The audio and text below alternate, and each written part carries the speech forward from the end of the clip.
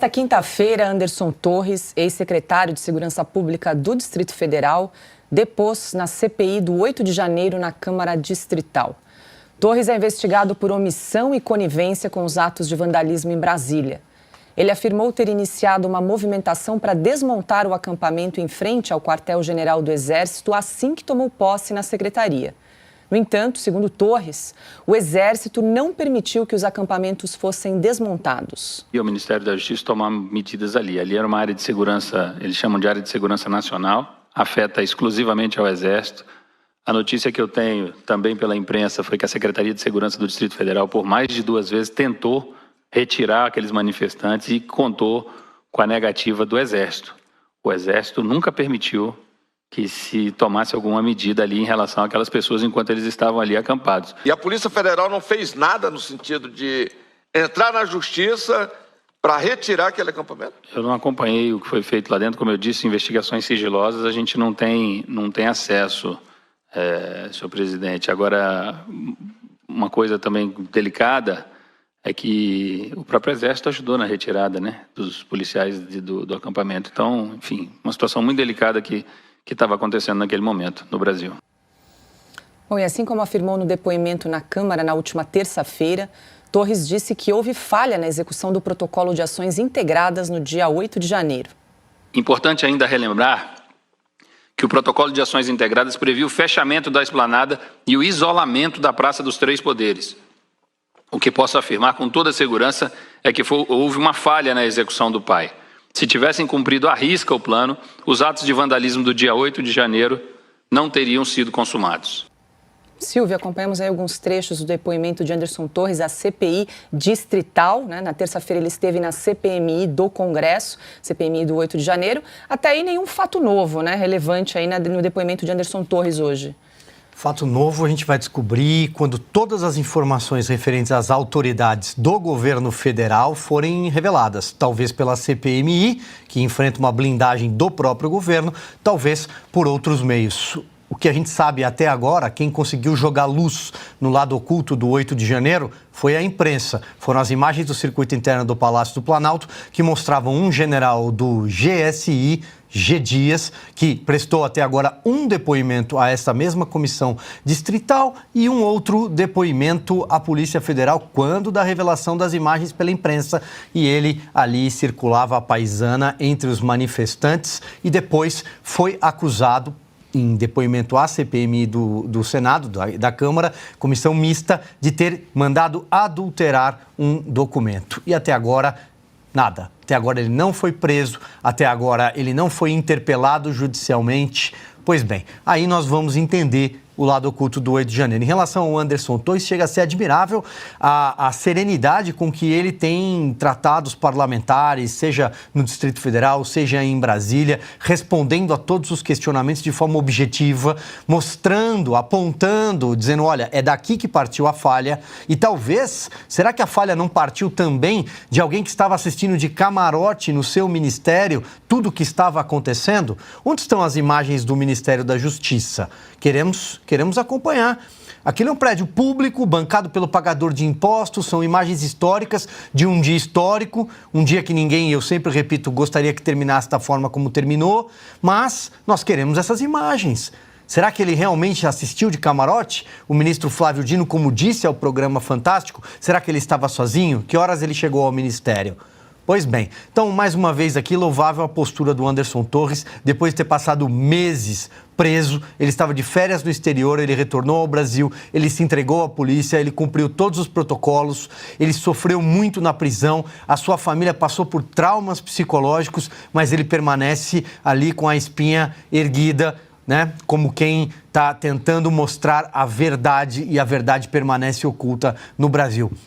Paula, olha aqui, ó, só muito rapidamente, em relação ao Silvinei, eu acho que a gente deve repisar um ponto que é as garantias constitucionais. O Silvinei esse chefe da Polícia Rodoviária Federal, ele foi preso preventivamente, uma prisão preventiva que só deve ser aplicada, segundo o artigo 282, 312 do Código de Processo Penal, quando todas as cautelares estiverem exauridas. Não foi o que aconteceu, ele não representa risco ao poder econômico, ele não tem cargo, não apresenta risco ao poder político, não está coagindo testemunhas, não fugiu do Brasil e não há documentos para serem adulterados ou jogados no lixo, né? Destruição de provas. Ele foi preso por um atropelo constitucional do ministro Alexandre de Moraes. Mais um, né, Silvio? Bom, e entre o depoimento que prestou na comissão da Câmara na terça-feira e o de hoje para deputados do Distrito Federal, ocorreu a prisão de Silvinei Vasquez. Anderson Torres abordou o assunto durante seu discurso inicial e disse que nunca determinou ao ex-diretor-geral da Polícia Rodoviária Federal que interferisse na eleição. Fui questionado sobre uma suposta operação da Polícia Rodoviária Federal, cujo objetivo seria cercear o direito ou atrapalhar o exercício do voto, especialmente no Nordeste brasileiro. Gostaria de esclarecer que nunca determinei ou sugeri ao diretor-geral da PRF ou ainda qualquer pessoa que interferisse no processo eleitoral, de modo a beneficiar qualquer um dos candidatos. Eu não tinha atribuição de vetar ou impor o planejamento operacional de qualquer instituição. Todas as informações que recebi no dia 30 de outubro indicavam que tudo estava transcorrendo normalmente. A Polícia Rodoviária Federal e a Polícia Federal sempre tiveram respeitada sua autonomia no período em que ocupei o Ministério da Justiça. Como ministro, nunca interferi no planejamento e no operacional dessas duas instituições. Nossa determinação em relação à eleição sempre foi a de reprimir a compra de votos e os demais crimes eleitorais. E mais adiante, no depoimento, Anderson Torres foi questionado pelo deputado Fábio Félix, do PSOL, sobre o mapeamento feito em cidades em que Lula e Bolsonaro tinham ao menos 75% de votos no primeiro turno das eleições de 2022. Foi o senhor que determinou esse mapeamento? Não foi exatamente isso que eu estou falando. Ela tem, uma das funções dela é fomentar a discussão, e ali naquele momento, o nosso objetivo e a nossa ordem era reprimir os crimes eleitorais, independente de partido, ideologia e candidato. Sim. Então ela foi fazendo algumas sugestões, ela me trouxe uma sugestão, por exemplo, em relação às localidades onde se tinha denúncia de que o crime organizado estava comandando as eleições. Esse também foi um relatório de inteligência que foi feito. Esse nós mandamos checar. Agora, esse outro, eu não conhecia essa métrica, eu não achei essa 75%. métrica. Você achou ela correta? Eu não vi, como é que eu te digo? Eu não achei adequada porque eu não achei crime nisso. É porque eu vi, inclusive, a métrica e vi como é que essa métrica, analisada pela esse departamento de inteligência, depois se configurou nas ações. E isso me gera um nível muito grande de preocupação. Então, de acordo com o depoimento de Marília Alencar, essa análise de informações foi entregue e apresentada ao senhor em reunião que teria ocorrido no dia 18 de outubro. E eu não dei andamento. Consta, quero te ouvir aí a tua avaliação sobre essa declaração, depoimento de Anderson Torres hoje na CPI do 8 de janeiro da Câmara Distrital. Então, vamos juntar os dois casos do Silvinei, a prisão, e os depoimentos nas duas CPIs, uma CPMI do Congresso e a CPI distrital, do Anderson Torres. Ele saiu muito bem, ele apresenta fatos, ele apresenta documentos, provas, cronologia coerente, né? E até a imprensa alinhada teve que reconhecer que ele saiu muito bem na terça-feira na Câmara. Aí no dia seguinte vai lá e vem a prisão preventiva, que o Silvio Navarro já resumiu muito bem aqui o absurdo disso, né? Meses e meses depois, o sujeito aposentado, fora do cargo, do Silvinei. Bom, a gente fica pensando, será que foi cortina de fumaça? Porque o Anderson Torres gerou um anticlímax para turma das narrativas na CPMI, né? E agora, de novo, na CPI distrital, mostrando, né, que havia um plano que, se fosse seguido, não tinha acontecido o que aconteceu. Então, a omissão é do Anderson Torres ou a omissão é do novo governo? E do ministro da Justiça, e do presidente, e do general G. Dias, do GSI? Está cada vez mais claro que houve, sim, omissão, mas não foi nada ligado à turma do Bolsonaro, e sim à turma do Lula. Né? Houve uma omissão deliberada porque interessava criar essas narrativas todas, como agora o próprio presidente Lula, nós vimos, né, que nunca sai do palanque, dizendo que o Bolsonaro tentou impedir o pobre de votar. Bom, Augusto Nunes já disse, né, chama o ministro Alexandre de Moraes para explicar. Ele disse que houve lisura total do processo e que ninguém deixou de votar, que ninguém voltou à origem nos ônibus, que todo mundo chegou ao destino final, às sessões eleitorais, e votou. Então há um desencontro de informação aqui. A gente fica pensando que então, cortina de fumaça por conta dos depoimentos muito convincentes do Anderson Torres, que, repetindo o que o Silvio já lembrou, ficou preso por 4 meses com todo tipo de trauma a que sua família foi submetida, ao contrário do G. Dias, que nas imagens que vimos quase ciceroneou os invasores, né, no Palácio do Planalto, e não teve nenhum tipo de contratempo com a polícia ou coisa assim. Uma outra tese em relação à prisão do Silvinei, foi levantada, por exemplo, pelo Flávio Gordon, entre outros, né, é que é um aviso muito claro para que ninguém mais tente impedir o voto de cabresto, muito comum em algumas regiões mais pobres, no Nordeste, por exemplo, né, e a gente sabe que esse voto de cabresto costuma ir para a turma da esquerda.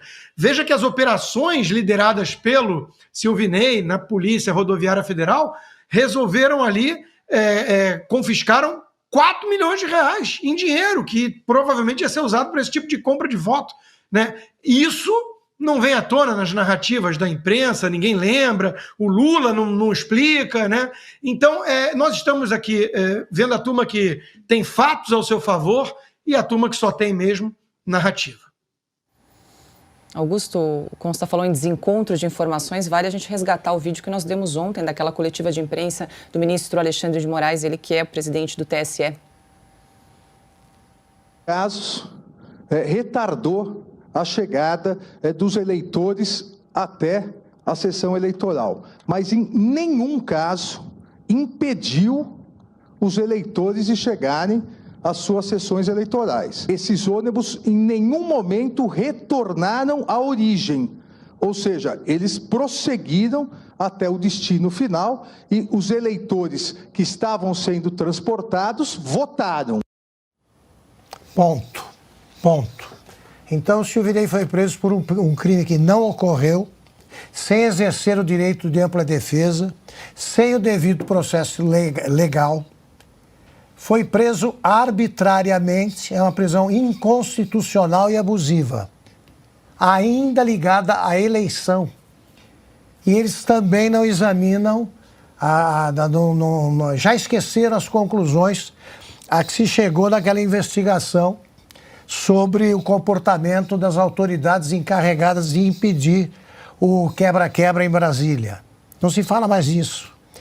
Não acionaram o plano escudo, não defenderam o palácio. Tem um general ali que estava servindo de guia turístico. Essa turma está fora. Está fora. Eles ainda estão prendendo as autoridades do governo anterior. E a omissão do governo Lula, que gostou do que aconteceu no dia 8 de janeiro. Como é que vai ficar isso aí? E quando é que o Brasil vai chegar a agosto deste ano? Quando é que a gente vai sair desse passado que lembra o AI-5?